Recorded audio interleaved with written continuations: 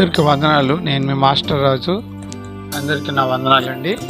Welcome to my videos. Okay, ఈరోజు ఒక video నేను చేయబోతున్నాను. ఆ వీడియో ఏంటంటే జాన్ పాలు మరి భాస్కర్ రాజు గారు మాట్లాడుకున్న మాటల్లో చాలా విషయాలు మాట్లాడారు. ఒక విషయం మాత్రం నేను మరి కంపల్సరీ అది విషయం నేను ఈ వీడియోలో మాట్లాడుతున్నాను. అదేంటంటే డాక్టర్ భాస్కర్, ఒకసారి ఆ మాటలు వినండి. Exclusive unique. సో ఇప్పుడు మోషే ఏ టైంలో ఉన్నాడో చెప్పండి. ఫరో రామసేస్ అని చెప్పాను కదా, ఆయన ఏ టైంలో ఉన్నాడు? ఆయన 14th century BC. So Sargon of Akkad almost 2300 years BCE. నేను అదే చెప్తున్నానన్న. ఏన్షియంట్ హిస్టరీ చదువుతున్నప్పుడు వెన్ అనే దానికి సిగ్నిఫికెన్స్ లేదు. ఇష్టం, ఎవరి ఇష్టం వాళ్ళది. సరే, మనం వేరే టాపిక్ వెళ్ళే ముందు ఒక పాయింట్ చెప్తాను. ఓకే, ఇజ్రాయెల్ అనే ఒక ఇజ్రాయలీ ఆర్కిటెక్ట్ ఉన్నాడు, ఆర్కియాలజిస్ట్ ఉన్నాడు. ఓకే, ఈయన తెలుసా మీకు? పేరేంటి? ఇజ్రాయెల్ పేరే, ఆయన పేరే ఇజ్రాయెల్. ఈయన ఈ ఎగ్జోడస్ మీద ఇన్వెస్టిగేట్ చేశాడు. ఓకే, ఇదంతా కట్టుకథ అని తేల్చాడు. ఓకే, ఇజ్రాయలీ ఆయన పేరు ఇజ్రాయలే. ఓకే. సో ఈరోజు ఇజ్రాయలీలు వాళ్ళ చరిత్ర మీద, వాళ్ళ గ్రంథం మీద ఇన్వెస్టిగేట్ చేసి నాస్తికులుగా మారుతున్నారు. అది డాక్టర్ భాస్కర్ రాజు ఏమో ఆయన అన్నిటికీ ఆయన పెద్ద రిసెర్చర్ అని, ఆయన ఏదో డాక్టర్ అని, ఆయనకి బాగా నాలెడ్జ్ ఉందండి, బైబిల్ అంతా చదివేశాను, ఇంక వేరే వేరే గ్రంథాలని. యాక్చువల్లీ చెప్పాలంటే భాస్కర్ రాజుకి ఏమీ తెలీదు. నేను నిరూపిస్తాను ఈ వీడియోలో ఆయనకి ఏం తెలియదని. ఫస్ట్ ఆఫ్ ఆల్ ఆయన ఏమన్నాడంటే, మోషే కోసమని ఏమైనా ఉందా బైబిల్లో అని అన్నాడు. ఎక్సోడస్ అంటే నిర్గమకాండం కోసమని. ఎవరు అట సర్గాన్ అకార్డ్లో అట 2300 BCలో ఏదో మ్యాటర్ రాశారట. రాసుకోవచ్చు, దానికేముంది, ఎవరైనా ఎన్నెన్నే మ్యాటర్ రాయొచ్చు. ఒక దగ్గర నిజం జరిగితే దానికి అనేక మంది రాసుకుంటారు. ఇప్పుడు ఐగుప్తు దేశంలో ఇజ్రాయేలీలు ఉన్నారా లేదా అనేది మనం ఆలోచిస్తే ఐగుప్తు చరిత్రలో ఉంది. అదే జాన్ పాల్ గారు చెప్పారు, ఐగుప్తు చరిత్రలో, రోమన్ చరిత్రలో ఇవన్నీ ఉన్నావండి అని చెప్పాడు. ఆయన బాగానే మాట్లాడారు. తర్వాత ఇవన్నీ ఏడంటారు, ఉప్పు స్తంభము, నెక్స్ట్ ఎర్ర సముద్రం దాటడము, ఎక్కడెక్కడ ఏ ఊర్లో ఉన్నారో ఆ ఒక ఏరియా అంతా కూడా ఏం సూచిస్తూ ఉంటుంది, ఎక్కడ ఆగారు, ఏం చేశారు. ఆ రామ్సే అనే ఫరో సమయంలోనూ వాళ్ళు అక్కడి నుంచి బయలుదేరి రావడము, ఫరోకి వాళ్ళ గొడవలు జరగడము, 10 అద్భుత కార్యాలు దేవుడు చేయడం, ఇవన్నీ ఏదో ఇమాజినేషను, ఏదో ఫేక్ అని ఎవరో ఇజ్రాయెల్ అనే వ్యక్తి, ఇజ్రాయెలీడే రాశాడట. ఆడు పెద్ద ఎదవ అవుతాడు అలా రాస్తాడు. ఆడికేం తెలుసు, ఆడు అప్పుడు ఉన్నాడేంటి. బైబిల్ మీద బోల్డ్ అంత రీసెర్చ్ జరిగింది, బోల్డ్ అంత ఎవిడెన్స్లు దొరికాయి. అదంతెందుకు, ఎర్ర సముద్రంలో ఫరో ఒక రథాలు పడిపోయినట్లు ఆ చక్రాలు కూడా దొరికాయి, ఆ ఆయుధాలు దొరికాయి, ఆ ముకుటాలు దొరికాయి. అది కూడా ఈజిప్షియన్ గవర్నమెంట్కి దొరికాయి. మరి దీని సంగతి ఈయన భాస్కర్ రాజు మాట్లాడు. బైబిల్ ఎంత సత్యమంటే బైబిల్లో చాలా ఆర్కియలాజికల్ ఎవిడెన్స్లు ఉన్నాయి.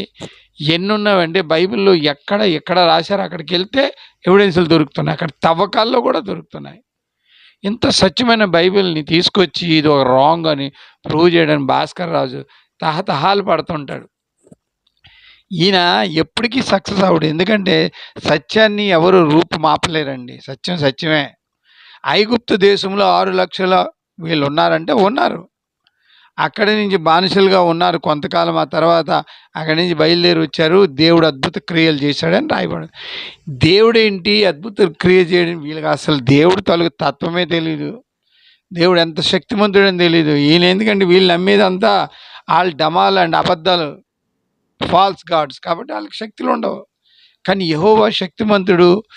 ఆయన మొదటి సంతానము ఫరో సంతానం చంపి అక్కడి నుంచి 10 ఆజ్ఞల్ని చేసి తన ప్రజలను బయటికి రప్పించాడు అనమాట.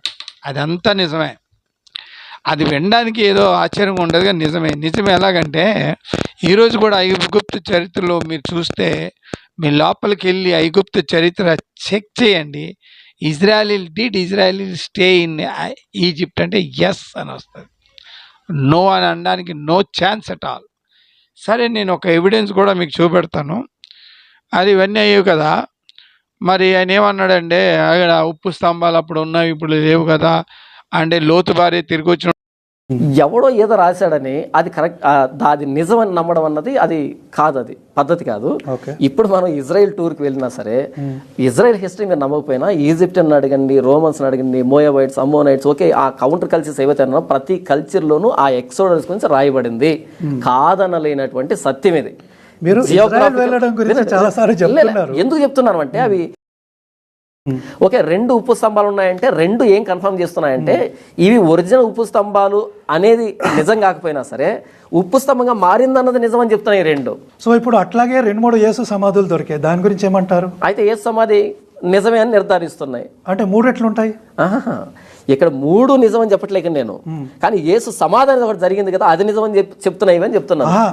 అన్న ఒకటి, ఇప్పుడు నా జేబులో 500 రూపాయలు దొంగ నోటు ఉంది అనుకోండి, దాని అర్థం ఏంటంటే ఒరిజినల్ నోటుని ఇది నకిలీ చేశారు.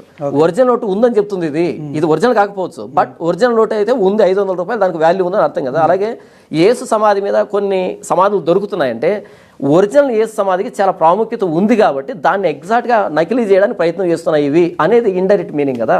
మీరు యాక్చువల్గా జోసెఫియస్ బుక్ చదివితే దాంట్లో 22 రకాల యేసు పేర్లు ఉన్న వ్యక్తుల గురించి జోసెఫియస్ ప్రస్తావిస్తాడు.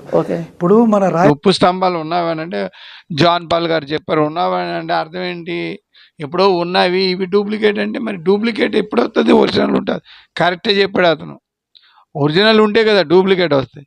యేసు ప్రభు గట చాలా ఏమన్నాయట, సమాధులు ఉన్నాయట, 22 యేసు ప్రభులు ఉన్నారు, అది కూడా అబద్ధమే.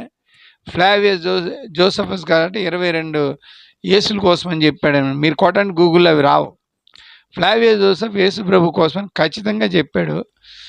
ఆయన యాంటిక్విటీస్ ఆఫ్ జ్యూస్ అనే పుస్తకం రాసి అందులో పేజ్ నెంబర్, చాప్టర్ నెంబర్ 18లో 22వ పేజ్లో రాశాడండి. Jesus Christ was a miraculous person అని రాశాడు. హీ డిడ్ వండర్ఫుల్ మిరాకల్స్ అని రాశాడు. పీపుల్ ఫాలోడ్ హిమ్ అని రాశాడు. But he was under Pontius Pilatus, he was avoided crucifixion and he was crucified, and 3rd day he raised again, and many people followed him other than Jews also అని రాశాడు. English చదవడం వస్తే back చూపెడుతున్నాను, చదవండి. మూర్ఖులకి అయితే మేము చెప్పలేము, కానీ చదువుకున్న వాళ్ళు గ్యారంటీ చెప్తాం. ఈరోజు బైబిల్ మీద పడి బైబిల్ని ఏదో ఇది డిస్ప్రూవ్ చేయడానికి ట్రై చేస్తే, బైబిల్ ఎలాంటి గ్రంథం తెలుసా? కొన్ని యుగాలుగా సర్వైవ్ అయిన గ్రంథం, దాన్ని ఎవడు బీట్అవుట్ చేయలేరు. ఎంతవరకు బైబిల్ని బీట్అవుట్ చేసిన మనగాడు ఎవడు పుట్ల. And this is Bible, and it will remain until భూమి ఆకాశం ఉన్నంతకాలం కూడా బైబిల్ ఉంటుంది. యేసుప్రభు అన్నాడు, భూమి ఆకాశం గతించినను నా మాట గతించదు అని చెప్పాడు. ఒకసారి చెక్ చేసుకోండి ఆ వాక్యం, ఓకేనా? రైట్. ఇంకొక మాట మీకు చెప్పాలనుకుంటున్నాను. మోసెస్ కోసమని ఫ్లావియస్ జోసెఫ్ ఒక చరిత్రకారుడు, ఆ చరిత్రకారుడు 81-96 కామన్ ఎరాలో ఆయన రోమన్ చరిత్రకారుడు, హిస్టోరియన్, రోమన్ కింద పనిచేస్తూ జ్యూస్ చరిత్రకారుడు అతను. యాంటిక్విటీస్ ఆఫ్ జ్యూస్ అని బుక్ రాసి చాలా విషయాలు అందులో చెప్పాడు. అందులోనూ మోషే కోసమని చాలా చక్కగా చెప్పుకొచ్చాడు. ఏమన్నా మోషే కోసం చెప్పలేదు. ఈ భాస్కర్ రాజు గారు నోరిపితే అబద్ధాలు ఆడి, ఎందుకండి అబద్ధాలు ఆడతారు? ఒకసారి చూడండి, ఆ మొత్తం నేను చదివాను ఇప్పుడే. మోషే ఎక్కడ పుట్టాడు, మోషే ఎక్కడ పెరిగాడు, మోషే ఏం చేశాడు, ఎలా తీసుకొచ్చాడు అని ప్రజలు మొత్తం అంతా డిస్క్రిప్షన్ ఉన్నది. అదిగో నేను బ్యాక్ సైడ్ చూపెడతాను, చదవండి. So nicely explains about the survival of the Moses in Egypt. ఆ ఇజ్రాయలిటీస్ అక్కడ ఉన్నట్లు 100% ప్రూఫ్స్తో పాటు ఎక్స్ప్లెయిన్ చేసుకొచ్చారు ఫ్లావియస్ జోసెఫ్ బైబిల్ లిటరేచర్ని ఆయన అనవసరం, కానీ ఆయన చరిత్రలో ఫైండ్ అవుట్ చేసి రాసిన విషయాలు అవి. మీరు అంటుంటారు కదా బైబిల్లో ఉంది, కాదండి బయట నుంచి చెప్పండి, అదేనండి. అలాంటివి ఇంకా చాలా ఉన్నాయండి.